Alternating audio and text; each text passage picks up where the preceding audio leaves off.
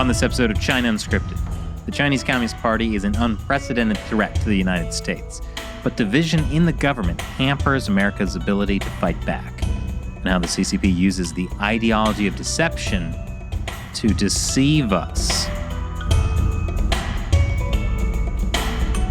Welcome to China Unscripted. I'm Chris Chappell. I'm Shelley Zhang. And I'm Matt Gnesta. And joining us today is Bill Gertz. He's the national security correspondent for the Washington Times, and his most recent book is Deceiving the Sky, Inside Communist China's Drive for Global Supremacy. Thank you so much for joining us today. There's a lot has happened. Great to be on the program. Thanks for having me. So this past week, I think what's really interesting is like Xi Jinping gave this big speech where he's usually pretty measured about how he talks about the U.S., but this time he was very much the U.S. is the problem, using Cold War rhetoric like, the U.S.'s containment of China. That was followed up by the new foreign minister, Qin Gang, also talking about, conflict and confrontation being inevitable unless Washington backs off. Is this change in rhetoric significant, do you think? No, not really. I think that the Chinese have been using this alarmist rhetoric for some time, and it fits perfectly with their efforts to try and manipulate the Biden administration's China policy. And what they've done is basically the Biden administration has announced publicly that rather than having a policy of peace through strength, they have what I call a war avoidance strategy.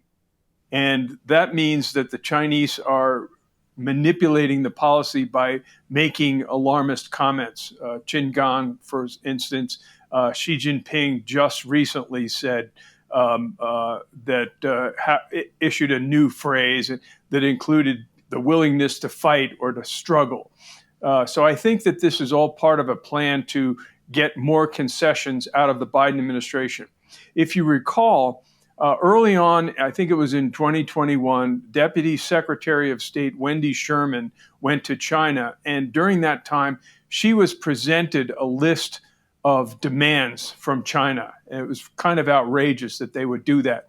But the list of demands was that if the United States wants better relations with China, it has to totally revamp the Trump-era policy, which really was revolutionary in terms of rejecting the 40-year-old engagement policy that was really an utter failure in trying to force China to change its behavior and become a more normal, non-communist or non-threatening power. When you say that the Biden administration has announced a war avoidance policy, like what have they done that makes you say that? Well, the Trump administration, through the Secretary of State Pompeo and his staff, initiated a number of really important changes, which was, as Miles Yu, Pompeo's top China aide, said, it was the U.S. had an anger management policy towards China. Don't do anything to make the dragon angry. Biden came in and announced that, well, we're going to compete with China, but we're also going to cooperate. So the Biden administration looks at its competition as some kind of geopolitical Olympics, which, contrary to the Chinese, they've made very clear there isn't going to be no cooperation with the United States unless the United States changes its policy and basically goes back to the appeasement-oriented policy. So there's that. And by the way, the Chinese have been waging what they call three warfares: legal warfare, opinion warfare, and media warfare. So they don't talk about it in terms of competition. They're engaged in this gray zone, non-kinetic warfare against the United States. Well, I'm curious about the idea that you say that the Biden administration has changed policy to appease China, because one of the things Qin Gang talked about as a red line was the Taiwan issue. He was kind of vague about what specifically that meant. But I know, for instance, recently it came out that the Biden administration has quadrupled the number of U.S. troops in Taiwan. So, I mean, that seems like it's not a move that would make the Chinese Communist Party happy. Yeah, I think that's Taiwan is one area where the administration has not fully gone full neo-appeasement, as I would say. On the other hand, there is a debate within the Biden administration between the more leftist, radical policy people, and I would put John Kerry and the climate czar in that category, and the more centrist Democrats who kind of understand what I call the China threat. And I've seen this creeping change that they want this cooperation, especially on issues like climate change, and which, of course, has been a huge red herring in terms of the Chinese approach to it. I think China announced that, we'll come into compliance with lower emission standards in 2060, when all Chinese current leaders will have no longer be on the scene. And this fits with a Chinese negotiating strategy. The Chinese, when they make an agreement, the Chinese communists, that is, when they make an agreement, that agreement is only valid for the specific time that it's made. And you've seen this in almost every agreement that China has made with the West or the United States. They violated it. And the reason they violated it is because they feel that it's only valid at the time it's made. When conditions change, they say, then they're no longer bound by these agreements, whether it's on conducting cyber attacks or having better coordination of military activities in the South China Sea and neighboring waters. I mean, I think that was most clear with the Sino-British Treaty for Hong Kong, that, they basically said that meant nothing as soon as the handover happened. Yeah. But so do you think with this more aggressive rhetoric, I mean, wolf warrior diplomacy isn't anything new, but do you think that will make, people in America more aware, perhaps some of those people in the Biden administration that are more of an appeasement camp, as you say? Like I said, that there's still an ongoing debate. And, I think the recent spy balloon incident was kind of a galvanizing event for a lot of Americans who understood the threat from China. But here they sent a balloon over, then they lied about it.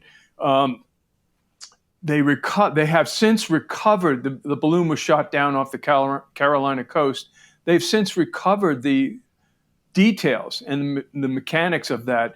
And why haven't they released that to show that China's lies about it being a civilian weather balloon and a non-threatening entity? They haven't released that. And it's clear that they've declared it a spy balloon, but at the same time, they also shot down a couple of model balloons and undermined their whole case for countering Chinese high-altitude surveillance.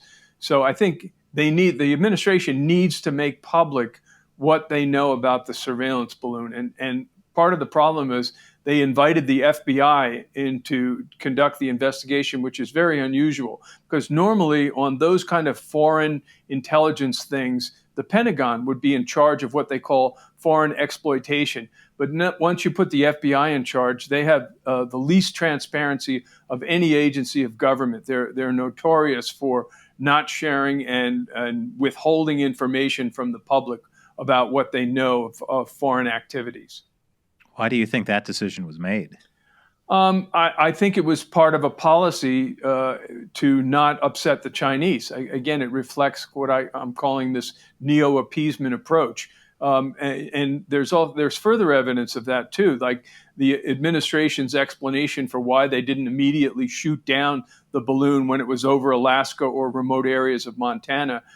They claimed that they were concerned about civilians on the ground. I don't buy that at all. It was clear that Anthony Blinken was on his way to Beijing, again, as part of this new détente, which began back in November when Biden met Xi Jinping in Bali, Indonesia. And so that they were trying to protect Blinken's trip. And as soon as the event became public, not through the government, through an enterprising photojournalist in Billings, Montana, who photographed the thing, and they could no longer sustain this idea that they were going to keep this secret while this balloon was flying over our missile fields and missile defense sites. In fact, there was even a case, Senator Sullivan recently said that the Northern Command sought permission to shoot down the balloon when it was over Alaska, and somehow they were denied doing it. Now, the Pentagon has denied that, but I think that's still out there, and it needs further investigation and a public explanation for it. I mean, yeah, I do feel, we've been obviously covering very closely the Biden administration's take on China, and it's been very weird to get a feel for it because, on the one hand, Biden will, to put in place some good sanctions on chip technology or the support for Taiwan. At the same time, back in, I think it was October, they shut down the China Initiative, which was the special program of the DOJ investigating Chinese espionage. And they shut that down because it was racist, which is, a propaganda tool the Chinese Communist Party uses all the time. So, yeah, it really seems like the China policy in the Biden administration is really at war with itself, which isn't entirely unique to the Biden administration. I mean, I think you saw some tensions even in the Trump administration between Mnuchin. People who are more focused on the economic stuff and then people who are more focused on the threat from the CCP from defense and, diplomatically. So, well, I would point out, I think still the largest flashpoint is Taiwan. We've had 2 Indo-PACOM military commanders say that the Chinese are going to move against Taiwan before the end of the decade or as soon as 2027. And this, to me, is very dangerous. There's some recent intelligence. I don't know what it is, but I think Secretary of State Blinken kind of tipped his hand several months ago when he said, yes, the Chinese appear to have speeded up or accelerated their timetable for retaking Taiwan. Now, if you look at the Biden administration, again, they don't understand foreign threats, in my view, from a policy standpoint. They're totally reliant on diplomacy, which is usually, and then they have this mantra that we have to defer to our allies and friends rather than lead. I think it's a rehash of the Obama policy of leading from behind. But if you recall, they had very, very solid intelligence that Russia was going to invade Ukraine, and they were unable to deter the Russians. So here we have intelligence that the Chinese are going to move against Taiwan, and I don't think they're doing enough to deter that. Instead of talking about the threat from Russia and sending billions and billions in aid to Ukraine, I think we should be sending much more military support and aid to the Asia-Pacific region. For example, why haven't we dispatched a second aircraft carrier strike group? We have one now based in Tokyo. We should have another one either in Guam or in the Philippines or somewhere in the area. Those are the kind of messages that would signal to the Chinese Communist Party that the U.S. is absolutely serious about defending Taiwan. But instead, we hear this effort, we need to talk with the Chinese and have diplomatic exchanges. And like I said, Blinken hasn't really canceled his trip to Beijing. He just said it's been postponed. So where is this neo-appeasement? Where is it coming from, in your opinion? Why do they view things this way? Especially when, by the CCP's own use of language, they consider themselves at war with the United States. Yeah, I think it's a reflection of what I've really focused on over the years is the infiltration of Marxist and leftist radicals within the Democratic Party. I couldn't identify people by name with this, but I remember back in 1968, the New Left radicals were very influenced by Mao Zedong. And Maoism during the Cultural Revolution. It was called the strategy of rage, where rage was used as a tool to cleanse or purify the Chinese Communist Party, and it was an utter disaster. The death toll was in the hundreds of thousands, if not a million or so. And these radicals in 1968 ended up getting their heads cracked by police in Chicago. and they said, well, we're not doing this anymore. We're making the long march through the institutions of America. And I think these radicals, again, unidentified, unspecific, but with those sentiments, kind of really emerged during the Obama administration and now are back in positions of power in the Biden administration. So that's just my theory. I don't have proof for that, but that's what I think. How does that American Marxist ideology link to the Chinese Communist Party, in your opinion? Well, China is now the leading, for leftists and Marxists, China is the shining light on the hill for radicals and Marxists, because the Soviet Union obviously crashed and burned thanks to the Reagan administration and the Pope John Paul. But China has, by adopting quasi-capitalist economics, has tried to show some form of prosperity. And now, under Xi Jinping, they are aggressively promoting the Chinese communist model as an alternative to democracy.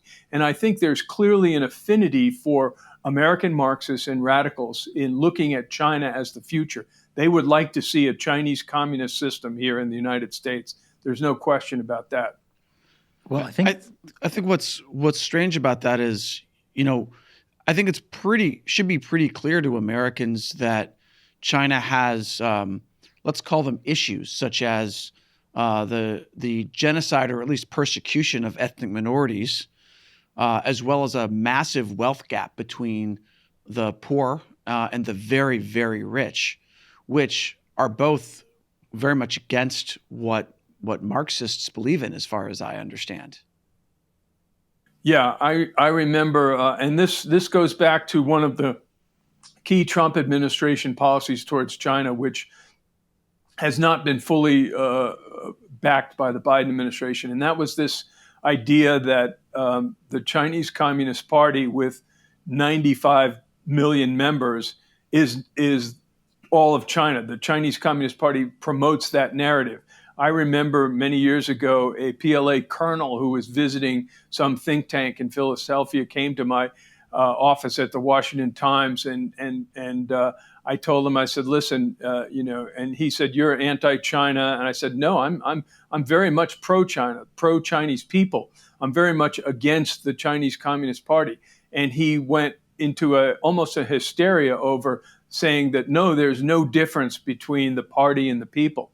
This is kind of what I call the false religion of Marxism, Leninism with Chinese characteristics, that the party represents the Chinese people. It's totally false. The Chinese people hate and despise the Communist Party. They recognize that it's totally corrupt and they don't want to live under it, but yet they're stuck with this mass totalitarian surveillance state that denies them freedom and real opportunity.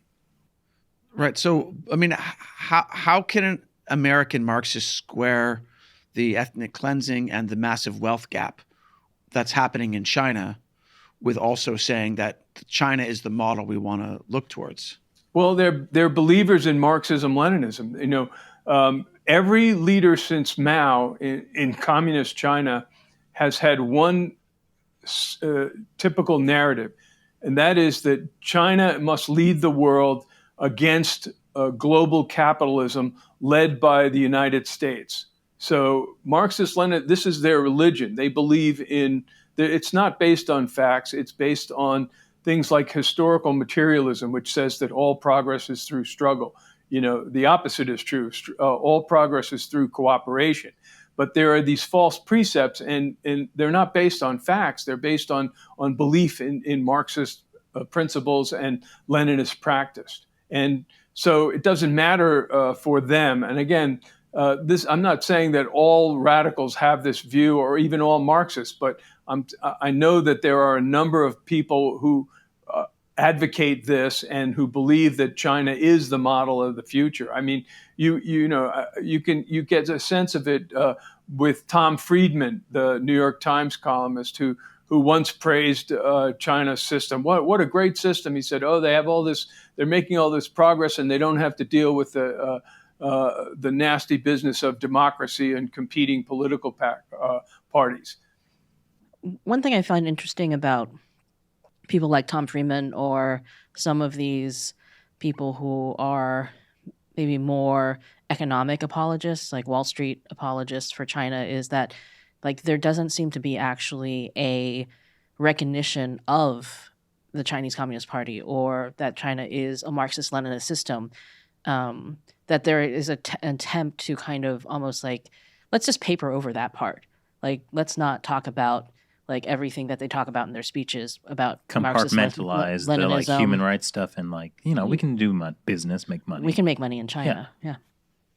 Yeah. I mean, I remember doing a debate in New York City about the threat from China. It was a group called Intelligence Squared. This was many years ago. And I was on the side that said China was a threat, and Mike Pillsbury was another one, and Mearsheimer.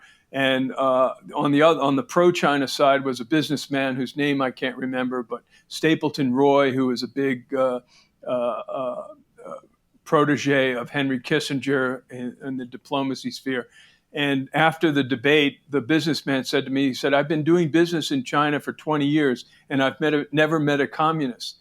And my response to him was, well, you should go visit the People's Liberation Army Museum in Beijing. And I was allowed to do that during a travel with the Secretary of Defense, William Cohen, back in the late 90s. And we went to the museum, which had all kinds of destroy the Americans and America's the enemy. But they also had statues of all the communist founders from Marx, Engels, Lenin, and Stalin in the museum. And so it kind of shows you that there's really, the head of the Office of Naval Intelligence, Admiral Mike Studeman, said in a recent speech that Americans have been totally naive about the threat from China. I totally agree. I've spent the last 20 or 30 years trying to educate people through my reporting and through my books on this threat. I think once people understand that threat, and as I mentioned earlier, the balloon incident, I think, was really a wake-up call, kind of a Sputnik moment for a lot of Americans. And again, the administration is trying to tamp that down because they want to go into this new détente policy with China over war fears. And that is, they've even announced that, we want to compete, but most important, I think John Kirby, the White House strategic communications person, after Qin Gang came out and made this threatening comment about the path to war unless the U.S. changes course, he said, we want to compete, and most importantly, we want to avoid a conflict. Well, it was interesting what you said about this businessman came up to you and he said in 20 years of doing business with China, he'd never met a communist. But he definitely met communists, for sure. And so, but what that tells you is that when you're meeting with Chinese officials, because they're all party members, so they're all communists, they're just hiding the parts of their ideology that are Marxist, Leninist, Maoist. And they're only presenting the let's make money together side. Yeah, during the Trump administration, I know Mike Pompeo. I knew him since he was a congressman. I urged him. I said, this is a great opportunity now that you've really revolutionized U.S. policy towards China. What needs to be done and hasn't been done is to really do an incredible in-depth study of the crimes and policies of the Chinese Communist Party. And unfortunately, I was told by sources in the State Department that the bureaucracy opposed doing that. And it's, again, this very powerful bureaucracy, the State Department Foreign Service Organization. And again, they don't have a good understanding of the threat. It's just a total misunderstanding of the nature of the threat. Pompeo tried to educate a lot of the senior people in the State Department, but now that he's gone, I think they're back to this issue of not really looking at that. But I think that's what really needs to be done. I remember a number of years ago, there was some French academics put out a book called The Black Book of Communism, which really did an amazing job of looking at the death toll under communism. In China, I believe it was 60 million people had died as a result of the policies of the Chinese Communist Party.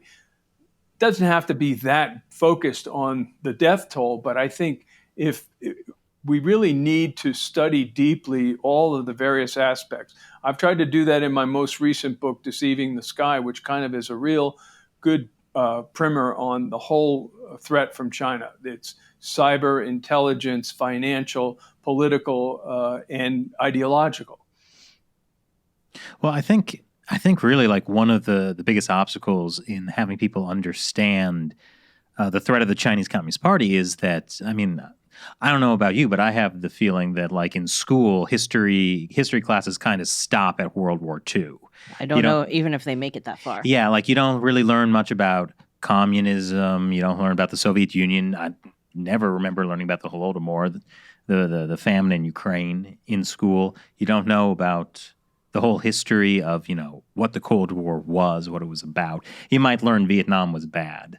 But that's about it. So there's just like, generations of Americans who don't know anything about communism, Marxism. Well, the solution is to keep children in high school until they're 27 and just teach them all the things about the 20th century. Yeah, that's sometimes, Bill, I make jokes that are not funny. And that was an example. Save us, Bill. What do you think about that? Not about what Matt said. That didn't happen. Yeah, we'll just pretend I didn't say that. Go on. Well, how to educate people? Yeah, like why there's a lack of education about these topics, how people can learn about them. It goes back to the Nixon administration and Henry Kissinger and the great China card gambit, as we say. This was, again, during the Vietnam War. In the context of the Vietnam War, Nixon reached out to China as a hedge against the Soviet Union. And they developed this cooperation. Much of it was secret at the time, which included the deployment of U.S. intelligence listening posts in Western China. And these listening posts were focused on the Soviet missile fields in the Russian Far East, as somehow, so there was some real cooperation, and this was Cold War cooperation. I would note here that one of the CCP's most famous propaganda tropes is that the United States should not have a Cold War mentality, which is code for anti-communism. But during the Cold War, the U.S. toward the end of the Cold War in the 70s and 80s, the U.S. was fairly aligned with China on a number of issues, especially the Soviet Union. After the Soviet Union fell in December of 1991, there was never a reassessment of the policy. This grand gambit of getting China to open up was considered so great that there was never a reevaluation of it. The fact that here they were between 67 and 77, they had the great proletarian cultural revolution, which literally destroyed China. And the U.S. basically bailed them out at that time. Then again, after the Tiananmen massacre, when innocent pro-democracy protesters were run over by tanks, but there was a real push, and we learned from the Tiananmen papers that there were communist officials who were sympathetic and who wanted to bring about some type of democratic political reform. Again, nothing was done to pressure and support those forces. Instead, the forces of hardline Communist Party officials like Deng Xiaoping and others were able to take and continue power, and they reacted against the kind of changes that took place in the Soviet Union. So that's really the problem, is that the U.S. policy has been an utter failure in trying to bring about real change and bring about real freedom inside communist China. The Trump administration started to change America's China policy. And it wasn't so clear in the first couple of years of his administration, but especially by the final year, it was pretty clear that there was a real shift. But that doesn't seem to have brought about any kind of like real reckoning. Reckoning in what sense? The U.S. still is generally trading with China in the same way it has been. In fact, trade with China has even gone up slightly in the last few years. Our medical supply chain is still absolutely dependent on China, despite COVID. Right, and despite tariffs, there's still like a tremendous amount of trade with China. Even many companies have pulled out, but for the most part, the pattern is to still keep most manufacturing in China. Well, I think this was a shortcoming of the Trump policy, and this was failing to state clearly that the Chinese Communist Party is an adversary and enemy. Instead, because of pressure from the business community and the decades of economic integration between China and the United States, they settled instead for this idea of strategic competitor. Now, it was an important step forward, but that has also sparked what we now call the decoupling debate. There are a number of people that say we should decouple. I agree completely. We should not be doing business. These financial companies are concerned about making money, and they don't realize that the investments that are being made in China are supporting the Chinese military and a genocidal regime, which is engaged in genocide in Xinjiang and probably Tibet as well. But what if that genocide is profitable? With slave labor, for example. Yeah, Is that what you I mean? mean, that's really cheap labor you can get from Uyghurs. Yeah, the Chinese have been engaged in that practice for quite some time. And again, I can remember not too long ago, there was a big push for a lot of American companies to avoid using prison labor, and it kind of went away. There was never a successful resolution to stating don't buy Chinese products, whether it's tennis shoes, sneakers, or whatever, if it's being made by prison labor. And I'm sure that that's still the case, but nothing was successful in cutting it off.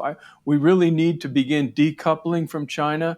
I think the recent blustering and warlike comments from Chinese leaders should be a cause for concern, and we should lead to disengaging economically and politically from China. It's not helping the people of China. It's helping to preserve a corrupt Chinese Communist Party dictatorship. Well, do you think the actions the U.S. has taken and this increase in aggressive rhetoric from the Chinese Communist Party, do you think that means they're closer to threatening some kind of war? Are they closer to invading Taiwan? Is this preventing that or leading to it? Well, I think that it could be. I mean, it's hard to say, but it's certainly, again, I think it's back to this idea that the Biden administration made a huge mistake in saying, "Oh, we want to avoid a war at all costs." There's a word for that. It's called appeasement. And we learned in the 30s, appeasing Hitler was a huge mistake that led to a major war. And so, the trends are not good. I remember the late Donald Rumsfeld, the Secretary of Defense. He said, "Weakness is provocative." It's true. When you project weakness, it provokes aggressors into taking action. This was clearly evident as a result of the debacle of the Afghanistan withdrawal, which I think led at least Vladimir Putin in Russia to figure that the United States wasn't going to do anything if he invaded Ukraine. I think the Chinese are probably a little more circumspect, but they understand that they have been developing these asymmetric weaponry, what they call assassin's mace. It goes back to ancient Chinese strategy, which says how does a weaker power defeat a stronger one? And they've been making tremendous progress. Take, for example, hypersonic missiles. The Chinese have developed an array of hypersonic missiles. These are ultra high-speed missiles. Now, ballistic missiles are also ultra high speed, but the difference is that hypersonic missiles can maneuver at these high speeds as they're going to their target. And this makes targeting them with missile defenses very, very difficult. And so now the Chinese have these hypersonic missiles. They have over 30 wind tunnels for developing these missiles. And that kind of gives you an indication of how big a program it is for them. The U.S. has probably one that's being used right now, and there's a crash program to try and match their hypersonic missiles. The Russians also are ahead of the United States.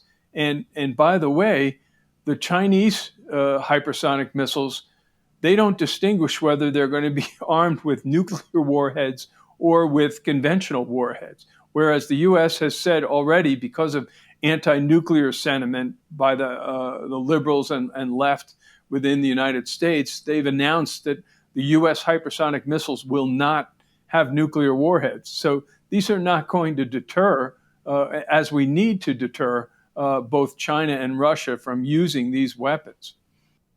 You know, I mean, you mentioned the assassin's mace idea, and like, to me, hypersonic weapons are not the scariest weapon the Chinese Communist Party has. To me, like, TikTok is a much bigger weapon that the Chinese Communist Party is leveraging. Yeah. Oh man. I mean, TikTok. There's a push on Capitol Hill to try and ban that. The federal government has announced that it's going to ban it from federal devices. It's a huge information collection platform. Huawei Technologies is another company that the Trump administration successfully targeted. This was a company that was known to be working with the Chinese government. Again, there's a lack of understanding on the part of Americans about the nature of the Chinese Communist Party and its system. So I think it was in 2015, the Chinese Communist Party instituted a new regulation. I won't call it a law because they don't really have laws there, despite their propaganda to say that they're a law-abiding nation. This new regulation requires all Chinese companies to be able to allow Chinese intelligence through the Ministry of State Security or the Ministry of Public Security or the People's Liberation Army to access that data. So if you have a Huawei handset in China and probably anywhere else, that data is going directly, your personal data would be going directly to the Ministry of State Security. Now, what are they doing with the data? Now, this is another fascinating assassin's mace weaponry. They have been gathering masses and masses of personal data from the United States. And how have they done this? They've done this by attacking various institutions.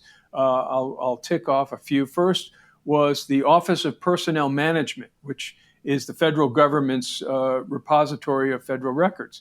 They were able to steal some 2 or 3 million records from there, including some of the most sensitive information on our military personnel, our intelligence personnel, and our national security officials. Secondly, they went after U.S. national health providers, such as Anthem, stealing tens of thousands of personal records. They've also gone after hotels and airlines and stolen transportation data. So the question is, well, what are they going to do with all this data? They're going to take this data and then they're going to apply special artificial intelligence to that data. And from that data will emerge valuable tools for intelligence recruitment or targeting of people overseas that the Chinese Communist Party regards as enemies. So I would say it's both offensive and defensive in nature. You know, I think this ties into something that I know you've talked about, the idea that part of Marxist ideology is a different definition of truth. And you see this a lot with the Chinese Communist Party, like how, the big push in their propaganda the past couple of years has been saying, oh, China actually has the best democracy. So I think your point is that China is coming up with its different definition of. They actually see truth as meaning something a little different than we think of it as. And that their whole social media push using TikTok and stuff is a way to actually change how people conceive of reality and truth. Yeah, this is the information warfare that they're waging against us. They've stepped it up. In just the last few months, we've seen a major increase in attacks on the United States. Two glowing examples. Okay, so first was the Chinese response to the coronavirus pandemic, right? Began in Wuhan. They were able to influence the debate on that by first denying that it came from the Wuhan Institute of Virology. And so for almost 2 years, the Chinese narrative was adopted by what I would regard as corrupt scientists outside of China in order to protect China from its critics. And it's really a remarkable feat that they were able to do that. Not only did they deny us access, and just in the recent weeks, there has been new information coming out about what happened at the Wuhan Institute, and people are starting to say, "Oh yeah, it came from the lab. Probably it's more likely it came from the lab." And yet, 4 intelligence agencies, as part of their formal assessment several months ago, said that, "Oh, we still think it was natural emergence." Well, my question is, where's the evidence for natural emergence? The World Health Organization, along with the Chinese Communist Party, did a survey of 80,000 animals in China. And guess what? They didn't find a single animal that was carrying the COVID virus. So there's no evidence that it came from an animal. That's again, it's just pure speculation.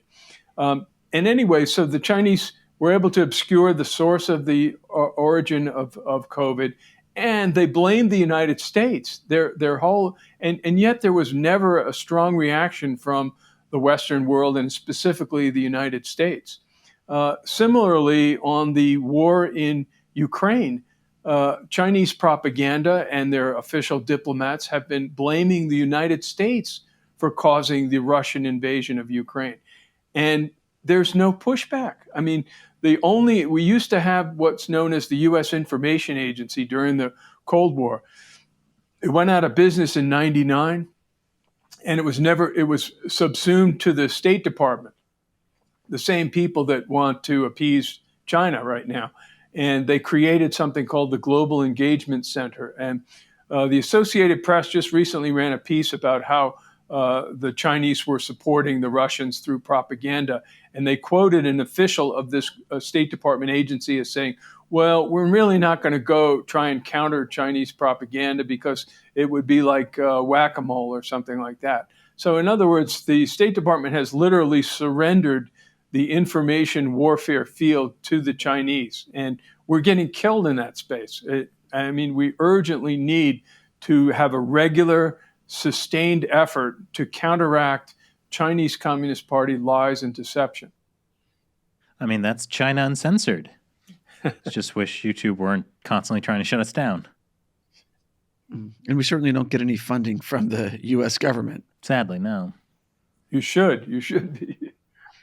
Yeah. It doesn't seem like they're really interested from what you're saying. Yeah, but no. Of course, if the U.S. government funded us, then they might also say that for continued funding, we'd like you to please not cover the following topics, and then we'd be in trouble. Yeah, I mean, it was amazing. COVID was amazing to me how well the Chinese Communist Party got Western media to parrot their propaganda. One, that calling it a lab leak was racist, when it actually came from, don't say it came from a lab, that's racist. What's not racist is to say it came from a wet market where people were eating bats and pangolins. That's not racist. Yeah, I mean, even before that, when state-run media started calling it the Wuhan virus, that was January of 2020, and then they decided to change that because they didn't want the association with China. And then we all call it COVID-19. Which is a break from typically how the WHO has named viruses. So even the very beginning, basically getting the world to stop calling it the Wuhan virus or the China virus was a Chinese Communist Party push using racism as the reason. And how often Western media would praise the China's COVID policies. Oh, yeah. Well, I mean, I think even the World Health Organization was doing that in the beginning. So Yeah. it was, I think with the lab leak thing, what was interesting though is because I think it was so effective in part because there was a lot of self-interest involved in, scientists, virologists who had been doing these kinds of, gain of function experiments. And then if you actually explain to people what they were doing, that you're making viruses more dangerous in order to prevent a dangerous virus, then that could blow up the entire field of virology. So there was a lot of parallels in between where their interests aligned with the Chinese Communist Party's interests in also shutting down the idea that it came from a lab. So that was kind of a perfect storm in that sense. Yeah, I felt firsthand the censorship of that issue back in January of 2020. For a story I did in the Washington Times, I interviewed an Israeli military intelligence expert named Danny Shahom, who was an expert on the Chinese biological warfare program. And he said probably the virus came from the Wuhan Institute of Virology. Well, I was viciously smeared by the Washington Post and USA Today so-called fact checkers who said that my story, which was based on completely open sources, was an example of false information about the virus. And, I spent a good part of 2 years trying to make the case that it did come from a lab. And, I did a lot of reporting on it, and it's overwhelming. For example, few people know that until recently, the number of known viruses in the world were around somewhere of several hundred. Well, the Chinese, through research, they're obsessed with viruses. They've, in just the last decade, they've uncovered some 2,000 new viruses. So they're collecting all these dangerous viruses. They're manipulating them in labs, ostensibly for vaccines, but probably for biological warfare purposes. And nobody has said, why doesn't China stop doing this dangerous research? Why haven't there been sanctions on China for conducting dangerous research, which probably led to the pandemic? It's because the most dangerous virus is communism. Yeah. Yes. Yes, Shelley. But this does get back to, I'm curious to your thoughts about this ideology, the communist Marxist ideology, really what's their goal of changing what is truth. Well, I mean, I think you had an interesting thing in your book where you said that the ideology of Chinese communism employs lies and deception as a fundamental operating principle. Can you explain a little bit about what you mean by that? Yeah, I mean, it's the idea that in order to defeat capitalism, that is the motivating drive for Chinese Marxism, Leninism, to defeat world capitalism led by the United States. All means must be used. There should be no limits on that. So as Ronald Reagan said of the Soviets, he said, they will do anything, lie and cheat in order to advance their cause. It's absolutely the same case with the Chinese Communist Party. No respect for the truth. As you mentioned earlier, this idea that China is a democracy is a total lie. The idea that China has rule of law is another total lie. The idea that China is a peaceful power is another lie. All of these things are part of the ideology driving towards making this country, this communist-ruled country, the most powerful nation in the world. And they believe in their ideology has to replace the Western free market democratic system. So we are headed for a world run by Chinese communism unless we take steps to counteract it and to fight against it. And that's why it's so important to educate people to the realities, not just of the practices and behaviors, whether it's human rights violations, whether it's supplying missile and nuclear technology to North Korea and rogue states and Iran, but it's the ideology behind it that must be learned and understood and countered. What do you think is one of the biggest parts of that ideology that people do not understand? That, well, like I said, my businessman colleague in New York that time said they don't think it's communist. They think that communism is just a coat that they're wearing, that they're actually Chinese nationalists. The same argument was made about the Soviet Union. And then George Kennan, in his famous Mr. X, talked about the sources of Soviet conduct. And that's what led to containment. We need to do the similar thing. We need to look at the sources of Chinese Communist Party behavior. And those sources are stemming from an ideology. They're motivated by an ideology. And I think part of the problem is that we have a kind of a negative culture, which I call anti-communism, that based on the excesses of anti-communism during the 50s, that there's a virulent, not so much pro-communism, but a virulence against anyone that opposes communism. So we need to find ways to make people understand that this is not a marginal or imaginary threat. This is the Chinese communist ideology is a real and growing threat, and they are literally on the march. My view is that they're using the Belt and Road Initiative, which is ostensibly a economic and developmental tool to spread communism, because wherever they do their investment, they demand total obedience to Chinese communist ideas and promotions. And it's a real and growing threat, and people need to understand it. And I just think that we've got to do much more. And I've tried. I appealed as a result of my book I War, which talked about this information warfare, war and peace in the information age. I appealed. We need a new USIA for the information age. We need digital tools that can really promote truth. And relying on the Western media is no longer going to be enough. Right now, our news media is balkanized and politicized, and as a result, it's been less effective in being able to counter it. So this is an area where the U.S. government doesn't need to promote its own propaganda. We can do that through our news media. But what we do need to do is provide a clear and concise tool to counteract various lies and deceptions of the Chinese Communist Party that will give people the power to understand the problem better. I mean, there's a real challenge with that, though, right? Which is that, we've seen increasingly that a lot of establishment media are willing to parrot the line of the current administration on a variety of issues, right? And so, which is to say, that indicates that the administration has a certain viewpoint that they want to push.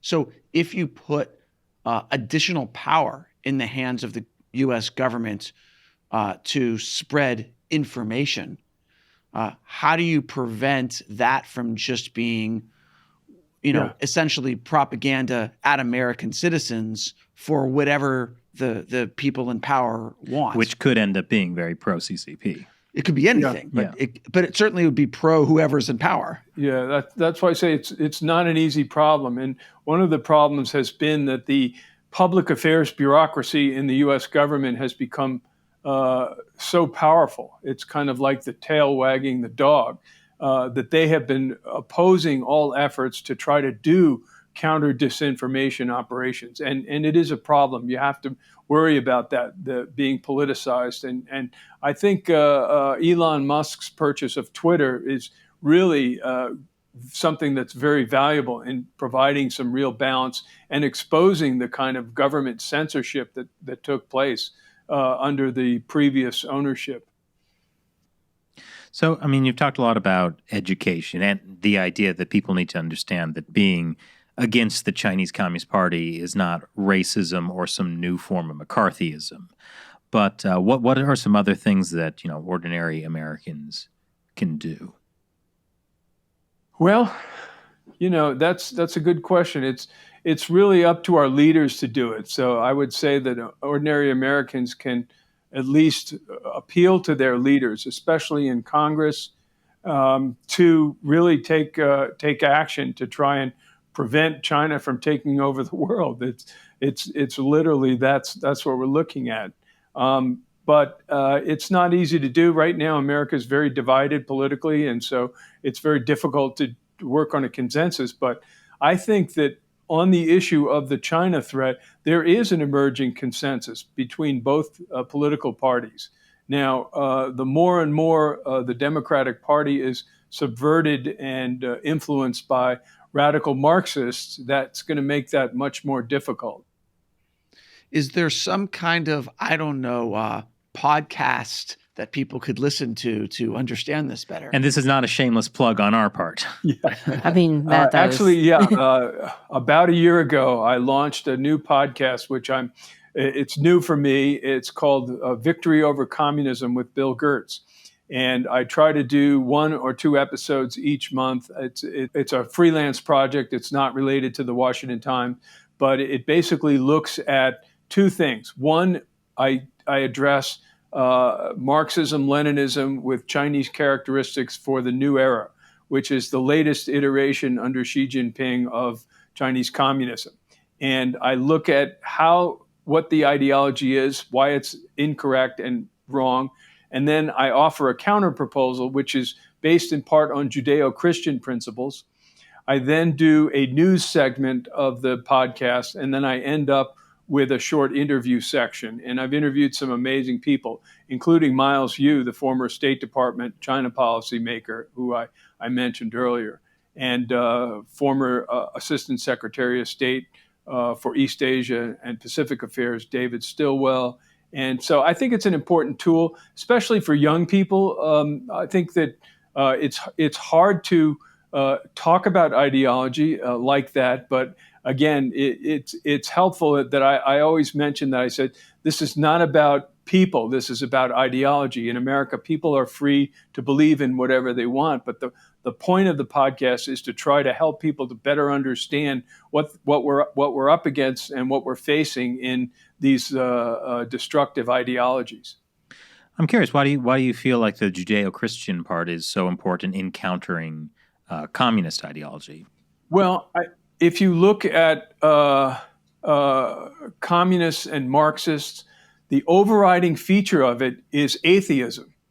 And if you take God out of the equation, then any crime against humanity can be justified. And I think that that's largely the reason why communism has been so destructive and caused so many such death and imposed such tyranny. And do you think that the issue, like you talked about Marxist communist ideology in America and the Chinese Communist Party, are those issues that are like on 2 separate tracks? Are they tied together? Can you defeat one without defeating the other? Yeah, I think that they're definitely separate. Yeah, the Chinese threat is much larger. The American Marxist issue is really kind of a combination of people who believe in Marxism and other radicals who are more or less, you could almost say, anarchist, or there's a whole school of thought that looks at anti-religion and the United States as the source of all the world's evils. And I think so. Those are 2 kind of separate things, and they align on some issues, but for the most part, the real giant gorilla is the Chinese Communist Party, and efforts must be taken to counteract that and ultimately replace it. I think calling for regime change, we don't need to call for regime change, but we could call for party change. And I think that when people understand what's happening in China, Xi Jinping is revitalizing Marxism, Leninism. The government is really is more or less a figurehead now. Even when they send officials to meet with Western officials, they don't send government officials; they send Communist Party officials. So I think if we understand that, I think that could be a first step in trying to counter the Chinese Communist Party. Do you think it's still possible to do that? It's not too late? It's getting late, but it's not too late. A slight bit of optimism. I think that's pretty much par for this podcast. It's not absolute despair, but Pretty close. A little bit of despair. Pretty only. close. Yeah. Well, Bill, thank you for joining us. We'll put a link to your podcast below. Also, I recommend to anyone watching to check out your new book, Deceiving the Sky, Inside Communist China's Drive for Global Supremacy. Yeah, and if people want information, I have a website. It's called The Gertz File. It's at gertzfile.com. And on Twitter, I'm at Bill Gertz, and other Truth Social and other social platforms. Is your tagline "The Truth Gertz"? No, it's get the inside story. It's not quite as good as mine, but you do you. Everybody Gertz. Thanks for joining us. This was a lot of fun having you on. Great. Thanks so much for having me. Something that kind of got me thinking, when we were talking about, McCarthyism, and it got me wondering if, it's really a good idea when I call communists, what's that word, Shelley, I use? Oh, come on. As soon as you said McCarthyism, I knew what you were trying to do. I was looking over and I saw Shelley's face. Just doing the Jim stare to the camera. It was. I knew Shelley knew. I thought I had you that time. No, Chris, no. It's really hard to trick Shelley. Yeah, to say. What we need is some sort of ideology of deception. Yeah, maybe you could go ask Xi Jinping. Xi Jinping, I really want Shelley to say dirty reds. If you get her to do that, I will do anything. I will help you invade Taiwan. This is the only thing in life I want anymore. I think that's actually the first time you've actually said the thing that you want me to say, because I think a lot of times people have been confused about what it is. Have I not been saying dirty reds enough? I'm sorry, Shelley. I will say dirty reds a lot more. I'm sorry this has upset you. No, not upset me. So why don't you want to say dirty reds, Shelley? Do you really want me to seriously explain it? I do want you to explain it. I think I've explained it before. It's because it plays into the McCarthyism thing. Because it's too easy once you start calling names for, when people start calling all of their enemies Nazis, that word ceases to have any meaning. And then, it becomes about calling people names and not about actually exposing what the dangers of that ideology is. Oh, that's a very intelligent, thoughtful answer. Are you defending Nazis, Shelley? That's That's what I'm hearing. That's what we would get if we literally muted out everything Shelley had just said. Which is basically how a lot of news media report things. Shelley Zhang says, quote, something Nazi. Yeah. It's like that Jordan Peterson interview where that woman just kept saying, so you're saying that, and something completely differed than the last thing he said. He's like, no, that's not what I said. So you're saying you want to round up women and put them into concentration camps? No, how did you get that? All right, whatever. Anyway, but I've explained myself. Yeah. Yeah, it's good to kind of go over this once every several months. Because it's been a long campaign to get you to say dirty reds, and you have so far refused to say it. You've even refused to say it completely by accident. You've even tried to get me to say the words separately so that you can somehow splice them together. The never-ending quest to take you completely out of context. Somebody who watches this show who's on Reddit, go through everything Shelley has ever said and find the words dirty and red and splice it together. It has to be reds, though, which is not a common phrase. Yeah. Yeah, well, in a few years, AI technology will be good enough that we could just deep fake it. Deep fake the whole thing. Well, there's something to be optimistic about. Yeah. I'm so glad that we ended this podcast with this very enlightening and serious discussion about this topic. Do you have something intelligent you want to add? If I did, I don't remember it anymore. Well, I think one of the most interesting things that's happened is the spy balloon story. And I know we've talked about this because even though, as a form of spying, that spy balloon collected far less information than TikTok or the CCP's hacks of any of these institutions like OPM, yeah. or their general internet surveillance or really like almost any of their other spying things. And yet the spy balloon is so visible and so obviously a violation that it's brought people from different parts of the political aisle together to be like, yeah, there's something we have to wake up about. Yeah, even in some ways, I think it was more visceral than COVID. Like, I think with COVID, like, just because of all the insanity what's with the media. origin of COVID? Who knows? Nobody But the could spy find balloon out. couldn't have like accidentally come from a wet market. It was a pangolin that launched the spy balloon. Oh, no. Pangolin and a bat. Somewhere in the world, there's this one super evil pangolin that's responsible for everything. I mean, really, the CCP should have just said that. It was a pangolin, and if you say otherwise, you're racist. And then the New York Times would have been frantically writing, it was a pangolin balloon. If you're racist if you say Anonymous sources say it was a... Well, I mean, I think also COVID, there was just too much stuff attached to COVID. Like, it wasn't a simple story. Yeah, right? plus like the day-to-day fear of like, oh, can I breathe in public? Yeah, or, am I going to... I think we forget also now, 3 years on, how scary it was in the first few months. Yeah, people disinfecting their like grocery shopping or bags, just like packages. not knowing like how people were getting it or how people could get it. And I mean, we were in New York City. There were refrigerator trucks of bodies outside the hospitals. Like, the first wave was very scary to people, and I think that just drives out like the whole like where did it come from and stuff from people's minds. Where is it coming? Where did it come from? Where'd you go? Yeah. Where did you come from? COVID. Oh no. Okay. That's good. Yeah. Good point, Shelley. I'm glad you make good points that aren't undermined by something incredibly stupid. Either Matt or I say.